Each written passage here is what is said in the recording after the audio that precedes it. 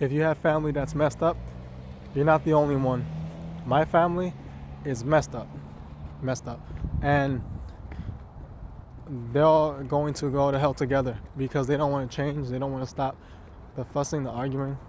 At the end of the day, when a tragedy strikes, you would think, right? Like a tragedy happens, then they'll change, all right, and then all of a sudden it happens, a tragedy, and then all of a sudden they're still the same. They're still functioning the same way. I'm gonna tell you something. Right now, death, comes suddenly. Death comes, and the truth is that you see, like with my family, for example, I'm telling you, when death comes, and they're in a place like, and they know, like, you're gonna know if you're in a place that's isolated, it's pitch black. You're gonna know where you're at. When they're in that place, they're gonna like.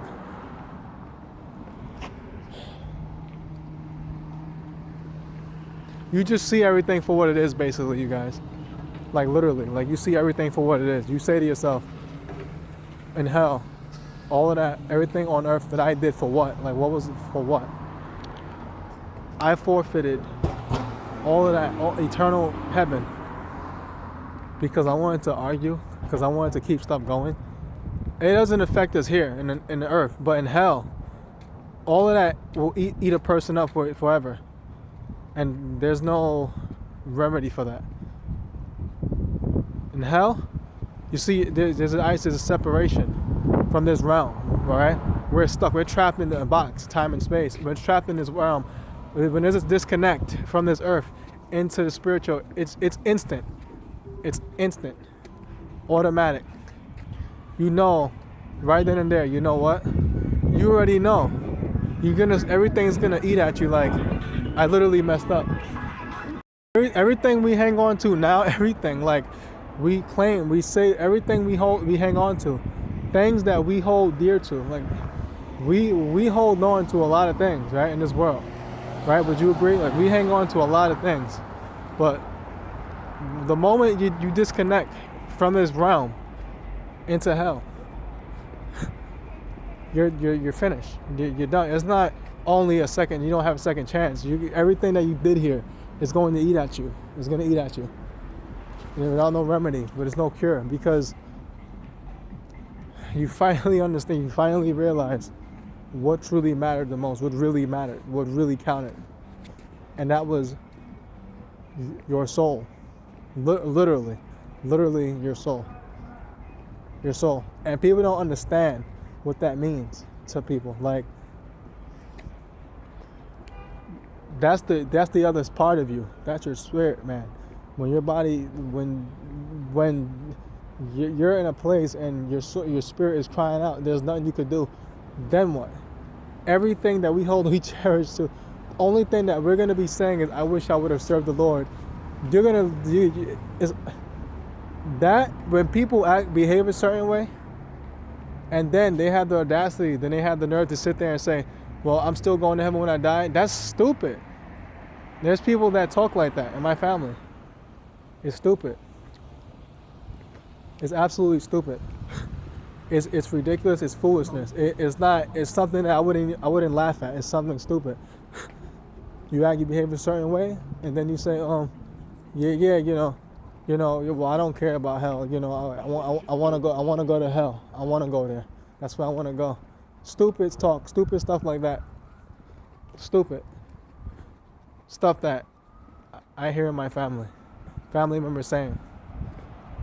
Honestly, like a family member saying, like it's so dumb and stupid, because you say to yourself, it's an actual real place, and there's people actually in hell that they're gonna be there forever and ever. It's forever, and people want to criticize it. That's foolish. That's messed up. Why would a God have people in hell, human beings in a place like that for eternity? Because people did that. People did it to themselves. God has nothing to do with that.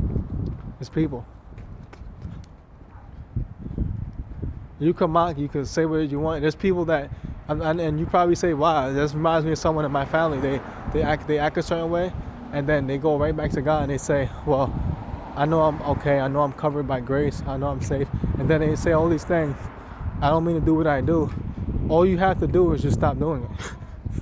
Oh, well, it's hard. No, you make it hard. You make it hard. You don't want to change. That's the most stupidest thing I could ever hear. If I can pick myself up, if I can literally pick myself up and make a change, there's no excuse. That's all lame talk. That's lame. That's a excuse. Anybody in their right state of mind will tell you that's an excuse. Period. It's a stupid excuse, man.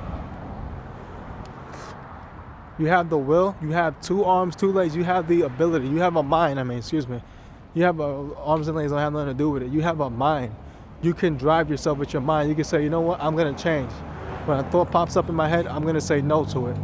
Oh, well, it's hard. You keep saying it's hard. That's when you're screwed. You're not thinking about, though, getting better in yourself. You're not thinking about, let me get myself stronger in this area. Let me work on. Then 2, 3 years go by, 4, 5 years. Then you look back, you know what? I did a good job. I actually, wow, 5 years. Imagine if I didn't pick myself up. Years go by, 20 years later, and you're sitting back, you're like, you know what? Wow, I wish I would have known what I had to do years ago. And now you're living in regret like a miserable person because you're living now in defeat. And now you're thinking, wow, I should have did that. I should have been accomplished that. It's sad. There's people right now who are in their freaking 70s. They wish they can start their life over. 60s, they wish they can go back in time. It's sad, but they can't.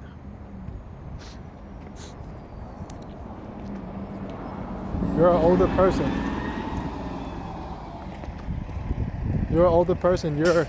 You're technically a grown man or woman.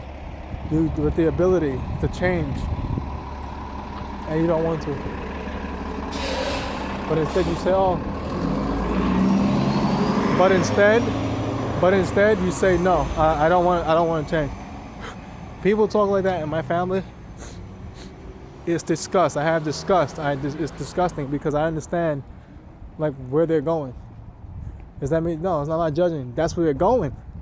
You can't behave that way. Behave like that, and then say, "I know." These are the excuses. God knows my heart. You better believe He does. I can't help it. I fight. I battle. It's not easy. All these things, you just keep making excuses after excuse after excuse. Where is that going to take you though? But where is that taking you? All those excuses. No. The reason why it's hard because you don't want to pick yourself up. You're choosing. If I could pick myself up, there's no excuse. If I could pick myself up, but that other person can't pick themselves up, there's a problem. There's a serious problem. I pick myself up. You see what I'm saying, guys? I pick myself up.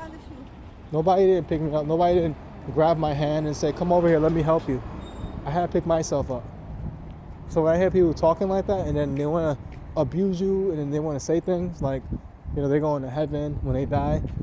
You abuse people. You hurt so many people in your life, and you look how you're still acting. There's no fear of God, you guys. You get it? I'm telling you the truth right here now. There's no fear of God. That's what's missing.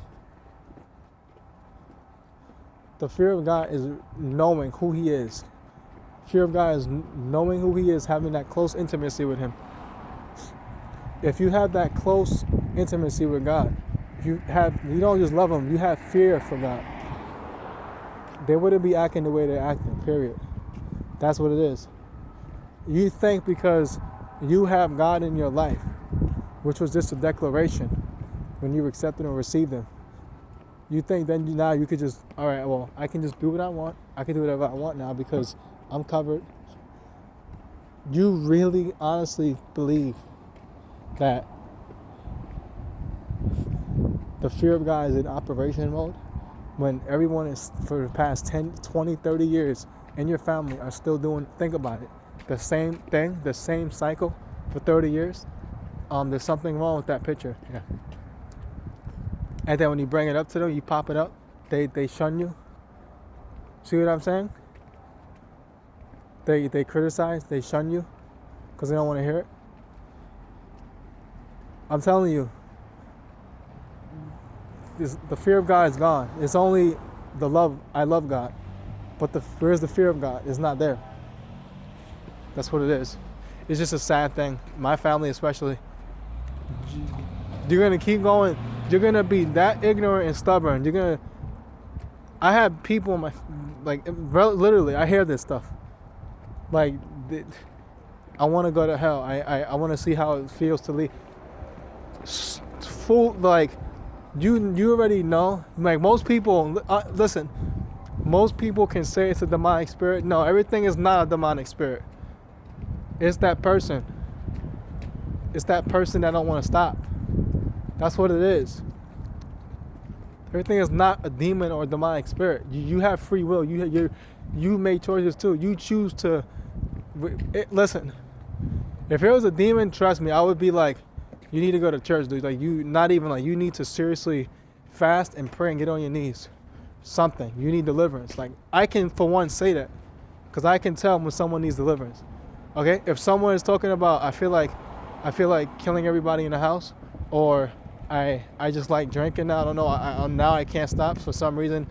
I just want to do drugs every day. Then I can say, all right, you need deliverance. You really need to chill out, dude. You need to get help, serious help now.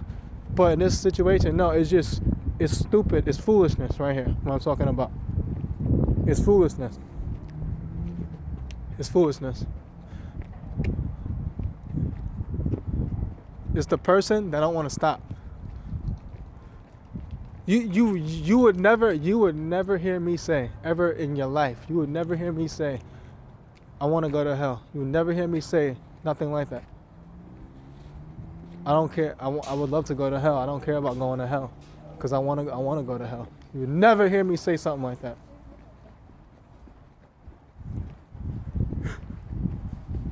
That just shows to tell you, the people that they're weak. They're weak upstairs. They're weak.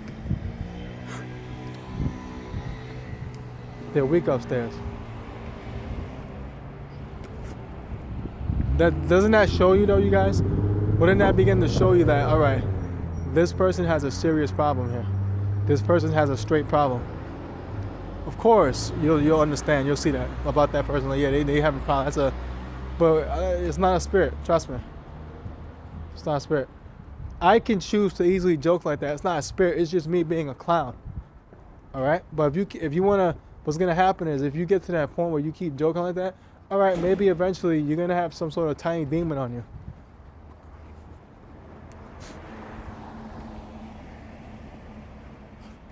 You tell me, I tell you, I heard it all. I heard the most craziest, it's sad. I'm angry. I'm very angry right now because these are people that I can deal with in family. These are people that they claim so much that they have God in their life. They have God.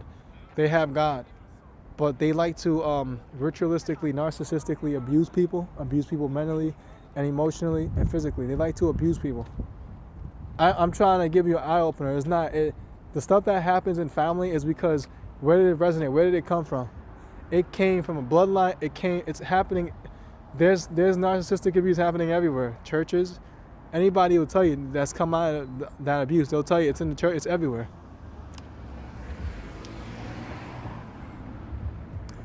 This is why I don't judge people. I don't judge anybody. You don't know what people deal with or go through.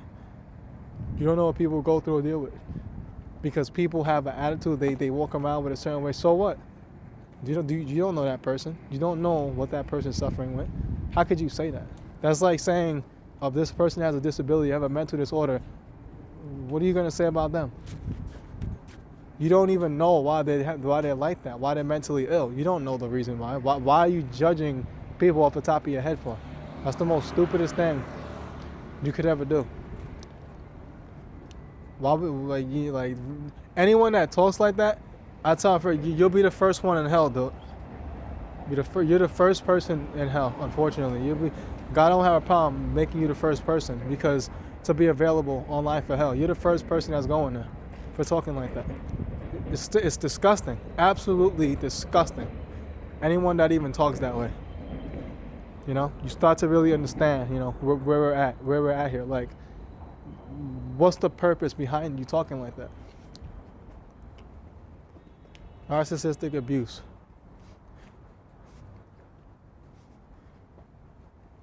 This is happening everywhere.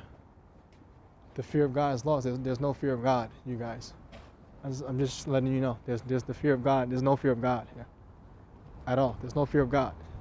That's what I want you guys to know. I want you guys to know that there's no fear of God. Okay? All right? The love of God, the grace of God, the Holy Spirit of God, the anointing of God. But fifthly, well, where's the fear of God, though? You know, I'm starting to realize that. Crazy, right? How you can be blind to something for that long. It's unbelievable. The fear of God. We literally dismiss the fear of God. The fear of God is not a God that's a narcissistic abuser. The fear of God is just like you respecting your parents, because you know they're in authority. It's just literally the same concept. I'm a jealous God. Why is he? It's simple why he says he's a jealous God. Why would you want to go to someone, literally? Why would you want to go to something else? That something else didn't create you. And, you know, he did. And it's just sickening. It's simple truth to all of this. And, you know, you can get annoyed, you can get paralyzed, you can be like, the fear of God. No, don't take it to another level now. The fear of God doesn't mean you need to be paranoid or paralyzed with fear. It's nothing to do with that. You fearing someone, you're showing them how much you love them, how much you respect them. Period. It's nothing to do with anything else. Religious people will take the fear of God and they'll distort it and they'll turn it into whatever they want to turn it into. Now I'm just saying, you know, if anyone in our families had the fear of God on them, you wouldn't be seeing what you've been seeing for 30 years. Period. The cycles and the patterns. Period.